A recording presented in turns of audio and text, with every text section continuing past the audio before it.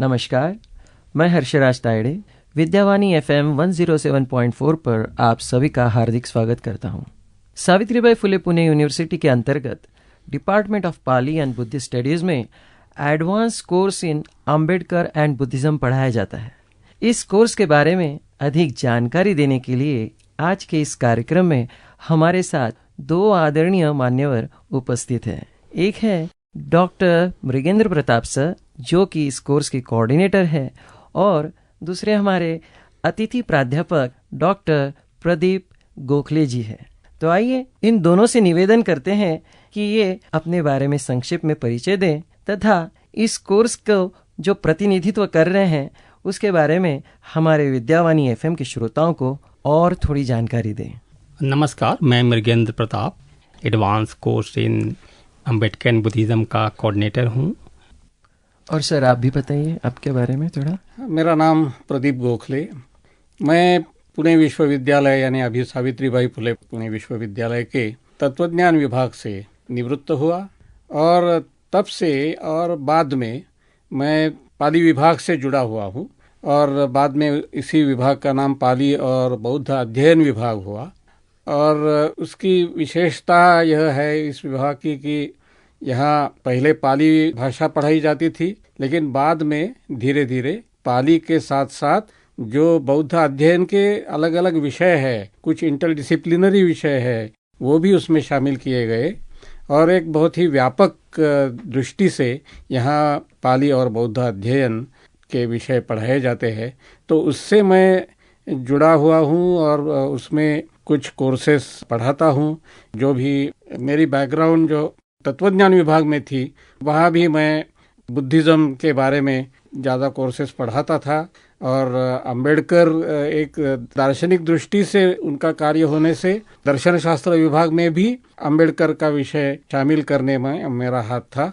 तो इसलिए मुझे बहुत अच्छा लगा कि पाली और बौद्ध अध्ययन विभाग में मृगेंद्र प्रताप जी जो एंगेज बुद्धिज़्म से जुड़े हैं और B.R. अम्बेडकर और उनका जो योगदान है बौद्ध अध्ययन के बारे में, तो उस पर भी एक कोर्स होना चाहिए। इस दृष्टि से पाली विभाग ने इस विषय पर एक एडवांस कोर्स प्रस्तुत किया है। उससे भी मैं इस कोर्स के निर्माण में तथा यानी उसका सिलेबस तैयार करने में और पढ़ाने में भी जुड़ा हुआ हूँ।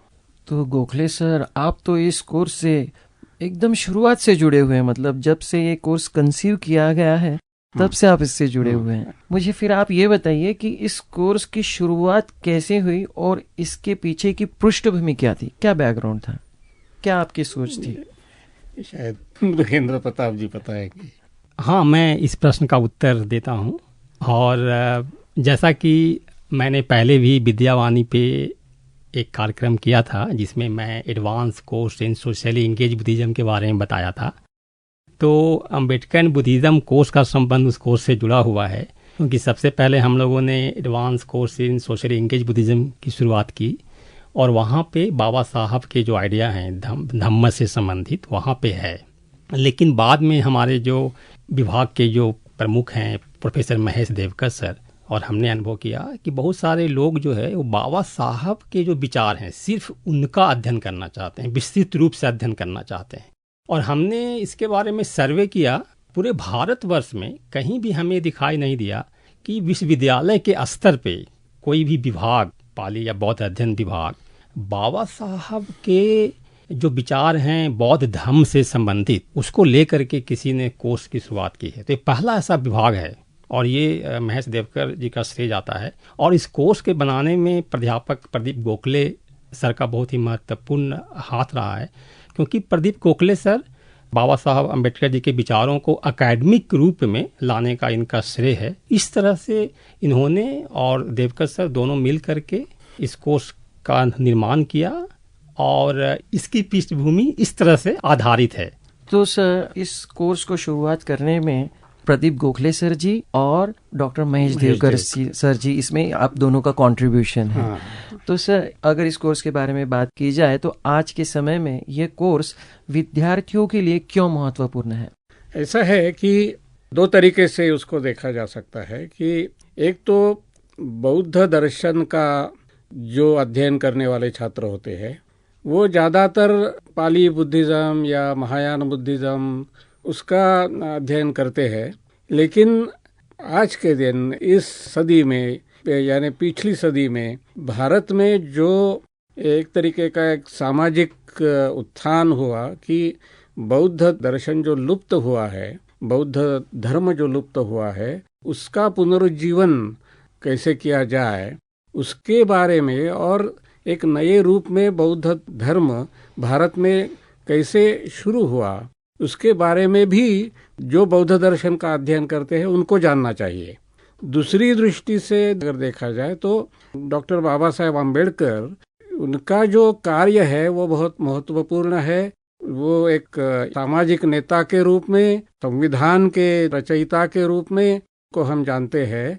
उनके कार्य में एक महत्वपूर्ण पहलू है कि उन्होंने बौद्ध दर्शन का, बौद्ध धर्म का स्वीकार किया। तो बाबा साहब आम्बेडकर का चरित्र जानने में, उनका बौद्ध धर्म में जो प्रवेश है उसके पीछे उनकी दृष्टि क्या थी, बौद्ध धर्म को किस तरीके से वो देखते थे, बाबा साहब आम्बेडकर को जो अच्छी तरह से जानना चाहते हैं उनको ये आयाम भी ठीक तरह से जानना चाहिए। सिर्फ उनका सामाजिक कार्य और संविधान का कार्य यह काफी नहीं है। तो इस दोनों दृष्टि से इस प्रकार का कोर्स होना और स्टूडेंट्स को उसका अध्ययन करना बहुत जरूरी है, ऐसा मुझे लगता है। मतलब मल्टीपल पर्सपेक्टिव से हम बाबा साहब अम्बेडकर को हम देख रहे हैं। तो सर इस कोर्स का स्वरूप और इसकी संरचना के बारे में आप हमें हमारे दर्शकों को बताइए। 1 वर्ष का कोर्स है, यानी 2 सेमेस्टर्स उसमें है और 4 पेपर्स है और डिसर्टेशन भी जी हाँ, एक डिसर्टेशन भी है। मतलब साल के अंत में विद्यार्थीगण जो है एक डिसर्टेशन, एक रिसर्च वर्क करते हैं। तो जैसा कि गोखले सर ने कहा 4 विषय है, 4 विषय के बारे में आप बोलना चाहेंगे? तो एक पहला पहलू यह है कि बाबा साहब आम्बेडकर जिस भारतीय समाज में जिस जाति में जन्मे, वो पिछड़ी जाति थी, वो अस्पृश्य मानी जाने वाली जाति थी, वहाँ से उठकर उन्होंने बहुत उच्च शिक्षा ग्रहण की। तो उसके बाद उनकी तो उन्नति हुई, लेकिन उनको ये लगा जो भी पिछड़ी जाति वाले सारे लोग हैं तो उन सारे लोगों की उन्नति होनी चाहिए, उनको एक मनुष्यता के स्तर पर माना जाना चाहिए, समानता की दृष्टि से देखा जाना चाहिए। तो ये कैसे हो सकता है? उस दिशा में जब वो प्रयास कर रहे थे तब उन्हें लगा कि हिंदू धर्म में मौलिक सुधार होने की जरूरत है, जाति प्रथा पूर्ण रूप से नष्ट होनी चाहिए। तो इसलिए उन्होंने एक जो भाषण लिखा वो था एनिहिलेशन ऑफ कास्ट, कास्ट का यानी जाति का निर्मूलन कैसे हो सकता है। लेकिन जब उन्हें यह महसूस हुआ कि इतने प्रयास करने पर भी हिंदू धर्म में जैसा सुधार होना चाहिए वैसा नहीं हो रहा है, तो उन्होंने एक समय पर निर्णय किया कि मैं हिंदू धर्म में जन्मा हूँ लेकिन मैं हिंदू धर्म में मरना नहीं चाहता हूँ। उन्होंने धर्मांतर का निर्णय किया और किस धर्म में प्रवेश करना चाहिए उसके बारे में उन्होंने सारे धर्मों का अध्ययन किया और उस अध्ययन के बाद वो इस निर्णय पर पहुंचे कि बौद्ध धर्म ही धर्मांतर के लिए सबसे योग्य है, क्योंकि वो विज्ञान से नजदीक है, उसमें रैशनैलिटी की दृष्टि से देखा जाए तो बौद्ध धर्म सर्वोत्कृष्ट है। तो स्वातंत्र्य, समता, बंधुता जैसे मूल्य उसमें है। ये सारी दृष्टि से उन्होंने जो किस प्रकार अंबेडकर हिंदू धर्म से बौद्ध धर्म की तरफ आकृष्ट हुए और उन्होंने बौद्ध धर्म का स्वीकार किया, उनका जो ये प्रवास है उस पर आधारित एक कोर्स है। उसमें पहला जो कोर्स है वो अंबेडकर की जर्नी जो है बौद्ध धर्म के प्रति उसके संबंध में है। और दूसरा जो कोर्स है, तो जब उन्होंने यह निर्णय किया कि बौद्ध धर्म में प्रवेश करना चाहिए, लेकिन बौद्ध धर्म का जो परंपरागत रूप है उसमें बहुत सारी मिथ्य कथाएं यानी माइथोलॉजीज है, बहुत सारी कर्मकांड है, जो उन्हें लगा कि ये बौद्ध धर्म का सार नहीं है। तो बौद्ध धर्म का सार किसमें है, बौद्ध धर्म का एसेंस किसमें है, तो वह किस प्रकार लोगों के सामने आए, इसलिए उन्होंने ग्रंथ लिखा द बुद्ध एंड हिज धम्म। तो बुद्धिज्म को किस तरीके से हमें देखना चाहिए कि वो दृष्टि उन्होंने उस ग्रंथ में प्रकट की, इसलिए उस ग्रंथ का अध्ययन हमें करना चाहिए। और ये अध्ययन पहले सेमेस्टर के दूसरे कोर्स में होता है। और उसके बाद बाबा साहब आम्बेडकर ने द बुद्ध एंड हिज धम्म के साथ साथ अन्य भी कई निबंध लिखे, ग्रंथ लिखे, जिसमें उनकी एक व्यापक दृष्टि हमें समझ में आ सकती है। और वह दृष्टि समझने के लिए उनका जो अन्य लेखन है बौद्ध धर्म के बारे में, उस पर आधारित तीसरा पेपर है जो दूसरे सेमेस्टर में पढ़ाया जाएगा। और चौथा जो कोर्स है तो वो बाबा साहब अम्बेडकर ने जो बौद्ध धर्म का स्वीकार किया और द बुद्ध एंड हिज धम्म जैसे ग्रंथ की रचना की, उसे आधुनिक थिंकर्स, आधुनिक अभ्यासक किस तरीके से देखते हैं, उसका अर्थ वो किस तरीके से लगाते हैं, उसके बारे में चौथा पेपर है। तो इस प्रकार, क्योंकि कई लोगों ने, कई अभ्यासकों ने, जैसे राव साहेब कस्बे, गे लॉन्गवेट और एक अमेरिकन स्कॉलर है स्कॉट स्ट्राउड, क्योंकि बाबा साहब अम्बेडकर जॉन ड्यूई के स्टूडेंट थे। जॉन ड्यूई नाम का एक अमेरिकन फिलोसोफर था।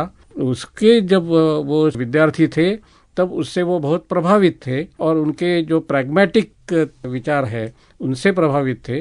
तो इसलिए जो स्कॉट स्ट्राउड करके जो अमेरिकन स्कॉलर है, उन्होंने बाबा साहब अम्बेडकर में जो प्रैग्मेटिज्म दिखाई देता है उसके बारे में अध्ययन किया है। जो आधुनिक विचारकों ने बाबा साहब अम्बेडकर के बुद्धिज्म के बारे में लिखा है, उस पर आधारित एक कोर्स चौथा कोर्स है। इस प्रकार ये 4 कोर्सेस है। तो सर, इस कोर्स की और क्या विशेषताएं आप बता सकते हैं? जैसा कि बताया गया कि 4 पेपर है और 4 पेपर के माध्यम से बाबा साहब का संपूर्ण जो साहित्य है वो सारा साहित्य पढ़ने को लोगों को मिलता है। और सबसे महत्वपूर्ण बात यह है कि अकादमिक स्तर पे बौद्ध धम्म का या पाली साहित्य का, पाली विभाग, बौद्ध अध्ययन विभाग है, लेकिन उन विभागों में या फिर जो शिक्षक गण हैं या फिर जो विद्यार्थी हैं, उसमें एक कमी आपको दिखाई देगी कि बाबा साहब की जो अंडरस्टैंडिंग है, जो समझ है बौद्ध धर्म के ऊपर, उसके ऊपर बहुत ज़्यादा रिसर्च, बहुत सारा अनुसंधान अभी तक नहीं किया गया है। उसको लोग उतना महत्व नहीं देते हैं। तो इस कोर्स के माध्यम से विद्यार्थीगण 1 साल के बाद उनमें एक क्षमता आएगी कि वो एकेडमिक स्तर का एक शोध ग्रंथ, एक शोध पत्र लिख सकते हैं, जो कि बहुत ही एक अच्छा इसका आउटकम है। सर, अभी इस कोर्स के बारे में हम और अधिक जानकारी लेंगे कि अगर किसी विद्यार्थी को इस कोर्स में एडमिशन लेना है तो वो ये जानकारी हासिल करना चाहेगा कि ये कोर्स के लिए क्या एलिजिबिलिटी है। किसी भी विषय में जिसका ग्रेजुएशन पूरा हुआ हो वह यह कोर्स कर सकता है, यानी साइंस का हो या कॉमर्स का हो या आर्ट्स का हो, क्योंकि यह विषय ऐसा है कि जिसमें जो एक सार्वत्रिक इंटरेस्ट वाला विषय है। इसलिए ऐसा नहीं कि वो जिसने पाली अध्ययन किया हो वही कर सकता है, ऐसा कुछ भी नहीं है। कोई भी ग्रेजुएट यह कोर्स कर सकता है। और एज लिमिट कोई भी इसमें ले सकता है? एज लिमिट बिल्कुल नहीं है। कोई भी इसमें एडमिशन ले सकता है। और ये कोर्स ऑनलाइन, ऑफलाइन ऐसे दोनों भी मोड में अवेलेबल है कि यहाँ अगर कोई जॉब कर रहा हो फिर भी उसको अगर एक कोर्स करना हो तो वो आ सकता है?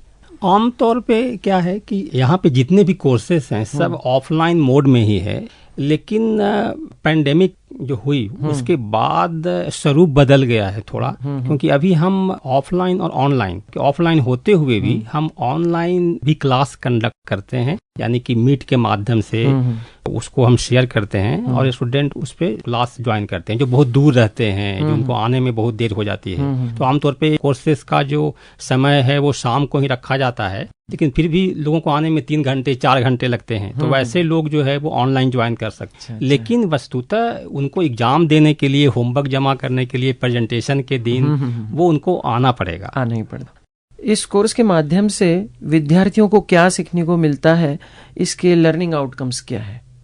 बौद्ध धर्म के बारे में आधुनिक दृष्टि से जानकारी लेना ये बहुत महत्वपूर्ण बात है। नहीं तो बौद्ध धर्म के बारे में आपके सामने सिर्फ जो चित्र आता है कि बौद्ध भिक्षु है, भिक्षु संघ है, तो ये सारा जो बौद्ध धर्म का पारंपरिक आकलन है उसके बाहर आते हुए बुद्धिस्ट होना यानी ऐसी बात नहीं है कि किसी रिलीजन फॉलो करना।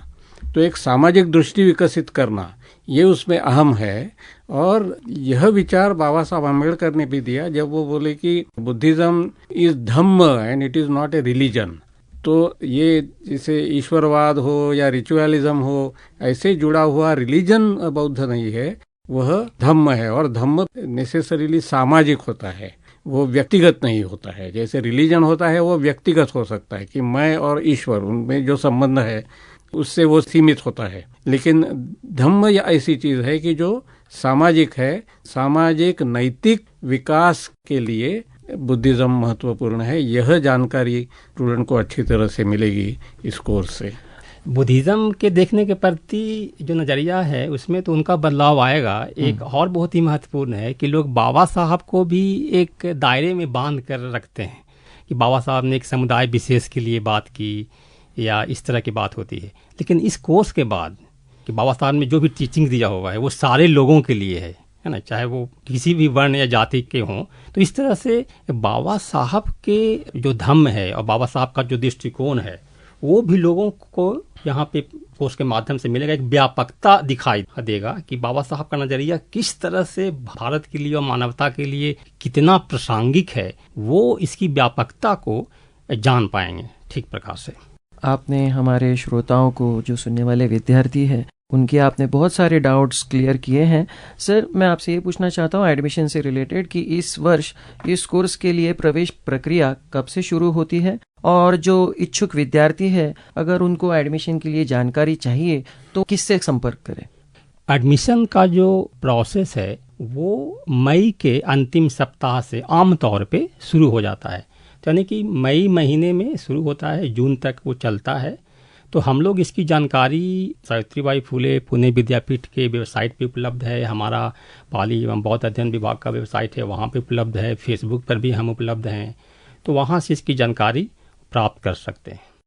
जो विद्यार्थी अगर डिपार्टमेंट में भी अगर विजिट करे तो ऑफिस से भी उसको जानकारी मिल सकती, वो तो सबसे अच्छी बात रहेगी कि हाँ, अगर सब लोग जो लोगों को पाली विभाग में आना संभव है तो आप जरूर से आएं, क्योंकि बहुत सारे लोग जब आप आएंगे तो हम सारे शिक्षक वहाँ पे उपलब्ध हैं और आपसे हम बात करने के बाद कि आपकी रुचि किस विषय में है, क्यों लेना चाहते हैं, इसकी विस्तृत जानकारी आपको देंगे। इसके साथ साथ हम ये सब जो कोर्सेस हैं, ये सब कोर्सेस के बारे में कैंपेन चलाते हैं। जैसे 14 अप्रैल अभी आने वाला है, तो 14 अप्रैल को बाबा साहब की जयंती है।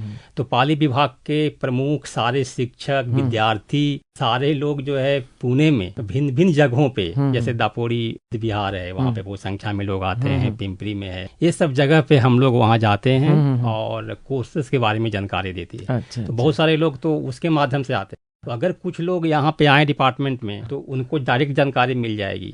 अभी 14 अप्रैल के दिन हम लोग हमेशा एक दिन पहले तो बाबा साहब और महात्मा फुले की जयंती को सेलिब्रेट करते हैं, तो उस दिन भी लोगों की जानकारी हम लोग प्रदान करते हैं कि इस तरह का कोर्सेस है। सर, अंत में गोखले सर से पूछना चाहूंगा, कोर्स में प्रवेश लेने के इच्छुक विद्यार्थियों के लिए आप क्या संदेश देना चाहेंगे? सर, यही कि आपकी सामाजिक दृष्टि विकसित करने के लिए आपके मन में अगर कुछ संकुचित धारणा हो या कुछ कुतूहल हो कि ये क्या चीज़ है, ये बाबा साहब अम्बेडकर का व्यक्तित्व क्या है और बुद्धिज्म का असली रूप क्या है, बुद्धिज्म का सामाजिक रूप क्या है, इसके बारे में आपको जानना है तो ज़रूर आप यह कोर्स पूरा कीजिए और का लाभ उठाइए।